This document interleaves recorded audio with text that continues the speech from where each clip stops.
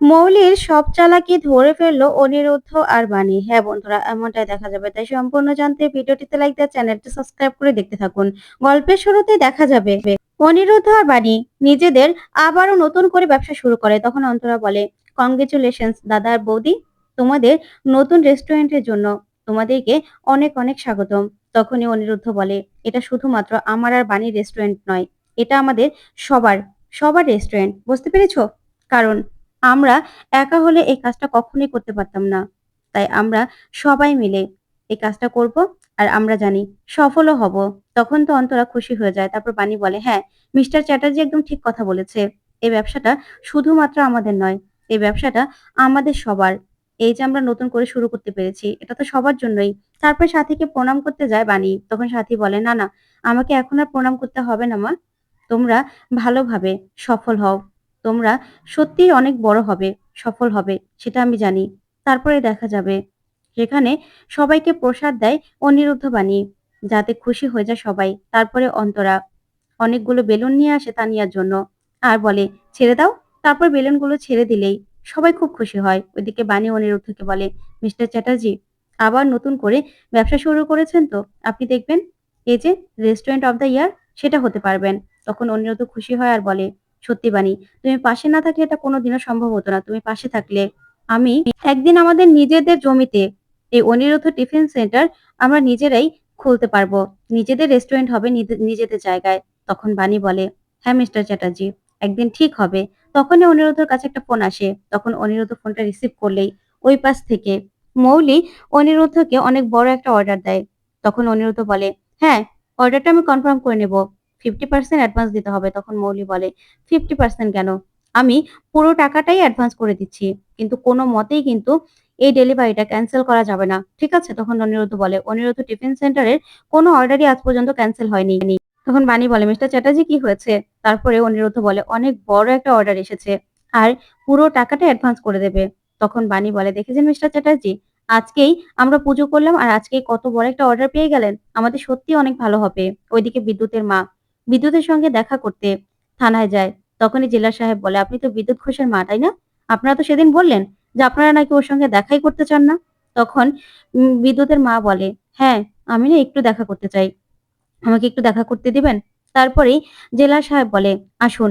তারপরে বিদ্যুতের মা মনে মনে বলে, আমি জানি এখানে আসা আমার একদম উচিত হয়নি। তারপরেও নিজের সন্তান তো, আমার নিজের সন্তানটাকে আমি একটু না দেখতে পারলে শান্তি পাবো না। এই বলেই বিদ্যুতের কাছে গেলেই ওইদিকে আগেই কুয়াশা, মৌলি, নয়নতারা সবাই দাঁড়িয়ে আছে। বিদ্যুৎকে বোঝাতে থাকে। তখন বিদ্যুৎকে নয়নতারা বলে, দেখো, তোমার বেলের ব্যবস্থা করেছে আমার নাতনি, আর তুমি কিনা এরকম ভাবে বোকামো করছো। তখন মৌলি বলে, দেখো বিদ্যুৎ, তুমি হ্যাঁ বলো, না হলে কুয়াশা বেরিয়ে গেছে আর তুমি এখনো জেলের মধ্যেই আছো। তখন বিদ্যুৎ বলে, না, আমি আমার পাপ খণ্ডন না করে এখান থেকে বেরোবো না। আমি অনেক অন্যায় করেছি, আমার জন্য বাণী ভুগছে, আমার মা ভুগছে। ঠিক তখনই বিদ্যুৎ ওর মাকে দেখতে পায় আর বলে, মা, তুমি এখানে? তখন বিদ্যুতের মা সব কথাগুলো দাঁড়িয়ে দাঁড়িয়ে শুনতে থাকে। তারপরে বিদ্যুৎ বলে, আমাকে তো পাপ খণ্ডাতেই হবে। ওইদিকে কুয়াশা বলে, বিদ্যুৎ, বোকামো করো না, তাড়াতাড়ি করে রাজি হয়ে যাও, তাহলেই তো তুমি বেরোতে পারবে। তখন বিদ্যুৎ ওর মাকে বলে, মা, তুমি এখানে? মা, বিশ্বাস করো, আমি না ভালো হয়ে গেছি, তুমি এখানে এসেছো। তখন নয়নতারা বলে, ও মা, আপনি এখানে এসেছেন? আপনার নিজের সন্তানকে বুঝান যে আমার নাতনি উকিল নিয়ে এসেছে, বেল মানে বোঝেন? তখনই বিদ্যুতের মা বলে, আচ্ছা, জামিন করিয়ে ওকে বের করে নিলে কি হবে? তখন নয়নতারা বলে, কেন আপনি বুঝতে পারছেন না কি হবে? আপনার ছেলে আবার বাইরের দুনিয়া যাবে, আবার আবার নিজে কাজকর্ম করবে। তখনই মৌলি বলে, দেখো না, নিজেরা নিজেদেরটাই ভালো বুঝতে পারছে না, আর আপনি কি বা বুঝবেন নিজের ছেলের কথা, আপনি তো খান অন্যের ঘাড়ে। তখনই বিদ্যুতের মাকে অনেক অপমান করতে থাকে নয়নতারার মৌলি। তখন বিদ্যুৎ বলে, একদম না, আমার সামনে আমার মাকে একদম কোনো বাজে কথা বলবে না, তাহলে কিন্তু তোমাদের সবকিছু সাক্ষী আমি, সবকিছু কিন্তু আমি বলে দেবো, বুঝতে পেরেছো? যাও এখান থেকে। তখনই মৌলি আর নয়নতারা বলে, ঠিক আছে, কেউ যদি কেউ ভালোটা না বুঝতে চায়, না বুঝুক, চলো এখান থেকে। তারপর এক এক করে সবাই চলে গেলে বিদ্যুতের মা বিদ্যুৎকে বলে, বিদ্যুৎ, ওরা যখন বলছে তাহলে রাজি হচ্ছিস না কেন? তখন বিদ্যুৎ বলে, না মা, আমি আমার পাপ না খণ্ডিয়ে এখান থেকে বেরোবো না। আমি যে পাপ করেছি, আমি যে অন্যায় করেছি, সেগুলোর প্রায়শ্চিত্ত তো আমাকে করতেই হবে। তাই মা, আমি এখন বেরোতে পারবো না। ঠিক তখনই জেলা সাহেব আসার এসে বলে, আপনার সময় শেষ। তারপরে বিদ্যুতের মা সেখান থেকে চলে গেলেই বিদ্যুৎ মা মা বলে কাঁদতে থাকে। ওইদিকে বিদ্যুতের মা জেলা সাহেবকে বলে, আসলে স্যার, আমি না আমার ছেলেটার জন্য একটু খাবার নিয়ে এসেছিলাম। আমি জানি এখানে আপনাদের এটা অ্যালাউ নয়। তারপরেও আমি খাবারটা দিয়ে যাচ্ছি। তারপরে খাবারটা দিয়ে সেখান থেকে বিদ্যুতের মা চলে যায়। ওইদিকে মৌলি, নয়নতারা, বান্টি সহ সবাই দেখতে থাকে। তখন নয়নতারা মৌলিকে বলে, দিদিভাই তাওয়াটা গরম আছে। এখনই যা করার তোমাকে করতে হবে। তখন মৌলি বলে, হ্যাঁ ঠাম্মি, ঠিক বলেছ। ওইদিকে অনিরুদ্ধ, বানি আর তানিয়া রেস্টুরেন্টে খেতে যায়। তখন তানিয়া বলে, আমি আইসক্রিম খাবো। তখন বানি বলে, আইসক্রিম খেলে হবে, আরো তো কিছু খেতে হবে। ঠিক তখনই অনিরুদ্ধ আর তানিয়া আইসক্রিম আনতে গেলেই এইদিকে রেস্টুরেন্টে একটা ঘটনা ঘটে যায়, যা দেখে বানির মনটাই খারাপ হয়ে যায়। তারপরে বানি অনিরুদ্ধকে বলে, না, এখানে আমি থাকবো না, চলুন, আমাদের তো গিয়ে খাবারও রান্না করতে হবে। এই বলে ওরা সেখান থেকে বেরিয়ে যায়। ওইদিকে মৌলি এঙ্গেজমেন্টের জন্য খুব সুন্দর করে সাজে। তখন নয়নতারা বলে, দিদিভাই, তোমার কার সঙ্গে বিয়ে? তাই তো বললে না, হুট করে বললে আজকেই তোমার এঙ্গেজমেন্ট, কিন্তু কার সঙ্গে সেটাই তো বলছো না। তখন মৌলি বলে, ঠাম্মি, তোমরা তো এটাই বলেছিলে তাই না, যে আমার পছন্দে আমাকে বিয়ে দেবে। তখন ঈশানী বলে, হ্যাঁ মৌলি, সেটা তো বলেছিলাম, কিন্তু তুই কাকে বিয়ে করছিস তাকে আমরা না দেখে তোকে কি করে বিয়ে দিই বলতো? আমি এমন একজন মা যে কিনা এখনো জানিই না যে আমার মেয়ের কার সঙ্গে বিয়ে হচ্ছে। কাকে তুই বিয়ে করছিস সেটা তো আমাদের জানতে হবে। যার তার হাতে তো আর তোকে আমরা তুলে দিতে পারি না, তাই না? তখন নয়নতারা বলে, হ্যাঁ তাই তো, সেটাই তো। তখন পিনাক্ষী বলে, আচ্ছা তোমরা এত চিন্তা করো না। তখন নয়নতারা বলে, যদি বিয়েটা না টেকে তাহলে ডিভোর্স হয়ে যাবে। তখন দাদু সেখানে আসার এসেই বলে, তুমি না ওর গুরুজন, আর তুমি কিনা নাতনিকে বলছো ডিভোর্সের কথা? তুমি কি মানুষ? তখনই দাদু মৌলিকে বলে, শোনো দিদি ভাই, তুমি এই বাড়ির একমাত্র উত্তরসূরি, আর তুমি কোনো ভুল করো সেটা আমরা চাই না। তখন পিনাক্ষী বলে, দেখো মৌলি, তুমি কাকে বিয়ে করবে না করবে সেটা আমি জানি না, তবে একটা ভালো ঘরের ছেলেকে তো বিয়ে করতে হবে। আর একটা ছবি দেখালেই তো হয়ে যায় না, তাই না? তুমি আমাদের শুধুমাত্র একটা ছবি দেখিয়েছিলে। ওইদিকে দেখা যাবে অনিরুদ্ধ বাণীর সব খাবার রেডি।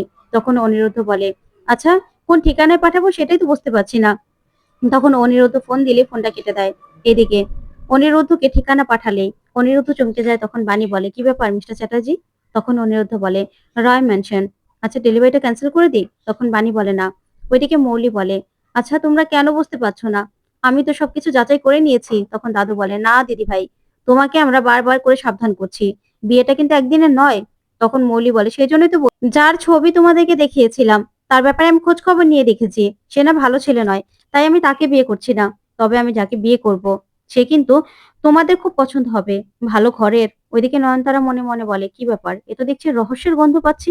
ওইদিকে মৌলি ঈশানীকে বলে, হ্যাঁ মা, আমি যাকে বিয়ে করব সে খুব ভালো বাড়ির আর ভালো ঘরেরও, একদম ঠিক তোমাদের পছন্দের মতো, তাই আমি তাকেই বিয়ে করব ঠিক করেছি। তখন নয়নতারা মনে মনে খুব টেনশন করতে থাকে আর বলে, আমার দিদিভাই তো দেখছি আমাকেও ছাড়িয়ে যাচ্ছে। ওইদিকে মৌলি মনে মনে বলে, ঠাম্মি, তুমি কি ভাবছো আমি জানি, তবে আমি তো তোমার নাতনি, তাই এবার তোমাকেও আমি ঘোল খাইয়ে দেব। ওইদিকে অনিরুদ্ধ বলে, বানি, এই অর্ডারটা ক্যান্সেল করে দিই? তখন বানি বলে, না না, দরকার নেই, এত বড় একটা অর্ডার, আর তাছাড়া আমরা তো শুধু খাবার ডেলিভারি দিয়ে চলে আসব। আর সেখানে মায়েরও তো সম্মান জড়িয়ে আছে, এতক্ষণে নিশ্চয়ই লোকজন সবাই চলে এসেছে, ওই বাড়িতে নিশ্চয়ই কোনো অনুষ্ঠান, তাই আমাদেরকে যেতেই হবে। আর খাবার খাবার নষ্ট করা তো ঠিক কথা নয় মিস্টার চ্যাটার্জি। তখন অনিরুদ্ধকে রাজি করিয়ে নেয় বাণী। তখন অনিরুদ্ধ বলে, ঠিক আছে। তারপরে ওরা খাবার নিয়ে সেই অনুষ্ঠানের ওখানে চলে আসে। ওইদিকে সবাইকে খাবার দিতে থাকে। তখনই মৌলির বন্ধুরা বলে, মৌলি, কিরে, তোর বর কখন আসবে? তখন মৌলি বলে, আসবে আসবে। তারপরে দেখা যাবে বাণী অনিরুদ্ধকে বলে, মিস্টার চ্যাটার্জি, এ বাড়িতে মনে হচ্ছে কোনো অনুষ্ঠান। তখন অনিরুদ্ধ বলে, মৌলির বিয়েও হতে পারে। তখন ঈশানী আসে আর এসেই বলে, অনিরুদ্ধ, বাণী, আসলে তোমরা যে খাবার আনবে আমি তো জানতামই না। মৌলি যখন বলেছিল যে খাবারের দায়িত্ব ও নিচ্ছে, তখন না আমি ভয় পেয়েছিলাম, কিন্তু তোমরা যখন আছো তখন তার কোনো চিন্তাই নেই। তখন বাণী বলে, মা, এ বাড়িতে কি কারো অনুষ্ঠান, মৌলি দিদির মধ্যে কি বিয়ে? তখন ঈশানী বলে, না না, এঙ্গেজমেন্ট।